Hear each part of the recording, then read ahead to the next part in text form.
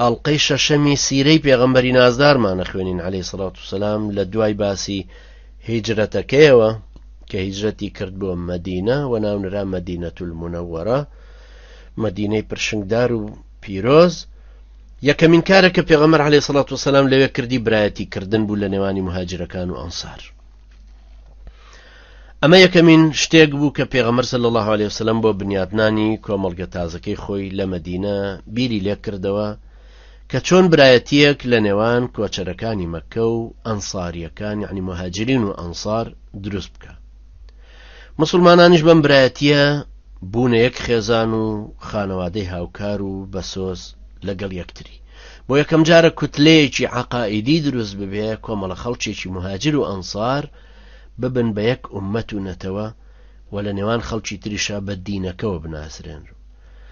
بەمەش ئەو تەنگژە چارەسەر بوو کە کۆچکردنی ئەندامانی نوێ دروستیان کرد بوو. دڵ و دەرونی ئەنسارەکان پڕ بوو لە ئیمان و جوامێری و سەخاوەت و دڵسۆزی، بۆیە زۆر ئاسان و پیاوچاکانە کەوتنە هاوکاری مهاجرەکان و زۆر زوو سامان و ماڵیان لەگەڵا برابەش کردن. ئەمەش پیاوەتیەک بوو کە خوای گەورە لە قورئانی پیرۆزی خۆیان هەتایە بۆ جیل بە دوای جیل و نەوە بە دوای ئەم ئومەتی مسلمانە بۆیان نەجێڕێتەوە کە چەند سەربەرزی دنیا و قیامەتن کە خوای گەورە فەرموویەتی والذين تبوأوا الدار والإيمان من قبلهم يحبون من هاجر إليهم ولا يجدون في صدورهم حاجة مما أوتوا ويؤثرون على أنفسهم ولو كان بهم خصاصة ومن يوق شح نفسه فأولئك هم المفلحون. سيري كان سبحان الله بتش أسلوبه چون وصفي ضلو درون ناخو جواميريكاني كردوا. أفرمي أو كساني كمالو إيمانيان بيش أمان ساز دابو تبوأوا الدار والإيمان چون خانو درستكا و أچيت ناوي آواش إيماني درست كردو چوت ناوي. أما باسي أنصار كان ئەو کەسانیان خۆشەویست کە هیجرەتیانە کردەلایە. سەیری ئەم مەحەبەت دەربڕینە پێشەوەی بیناسێ و بیبینێ. ئاخر تۆ یەکێکت خۆش بێ کە زۆر لەگەڵتایە و هەڵس و کەوتە ساڵێکە لەگەڵی کردو 2 ساڵ و یا ڕەفیقی تەلەبایەتی و ڕەفیقی مناڵیتە یا خزم و کەسوکاری خۆتە، چه حونەریەکی تایە؟ بەڵام ئازایەتی ئەمەیە کە تۆ یەکێکت خۆشەوێ، تۆ لە هەولێر دانیشتوی یەکێکت خۆشەوێ لە سەرپێڵی زەهاوە سەفەرەکە دێ بۆ لای تۆ، ئەڵێن وەڵا کاکەوا دێ مهاجرێکە دێ بۆ لای ئێوە، لەوێوە تۆ خۆشت بێ لە هەولێرەوە یان بەعەکسەوە. ئەو کەسانیان خۆشەویست کە هیجرەتیان بۆ لایە نەکرد، هیچ گرێ و گۆڵێک لە دڵ و دەرونیانە بۆ دروست نەبوو لەوەی کە برا بەشەی خۆیانیان بدەنێ.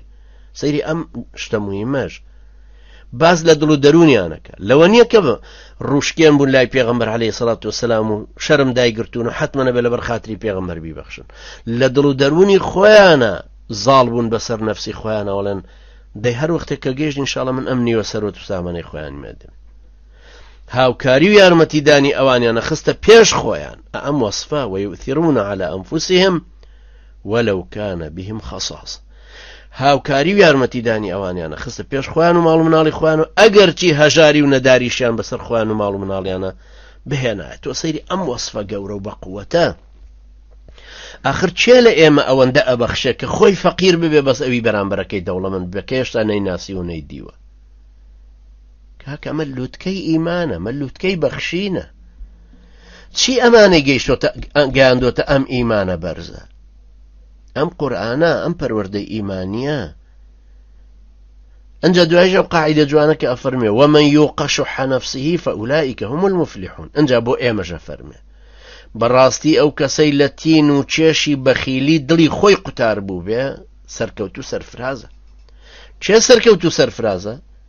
ئەو کەسەی لە تین و چێشی بەخیلیەکەی خۆی ڕزگاری بووە کە ئەنەما بەخیلیەکە ئەکابە جاذبیەتێک کە ئەم دڵ و دەروونە ڕاکێشێ ئەم مسلمانەکە بە پیسکە و بەخیل و چاوچنۆک و پارەپەرست، ئەم ئیمانەش مغناڵتیسێکی گەورەی ڕایەکێشێتەوە لەو تین و تەوژمەوە دەریەهێنێتەوە جارێکی کە بە هێزێکی تری مغناطیسی ڕایەکێشێ بۆ ئەوەی کە ئینفاق و فی سەبیل الله خۆی بکات.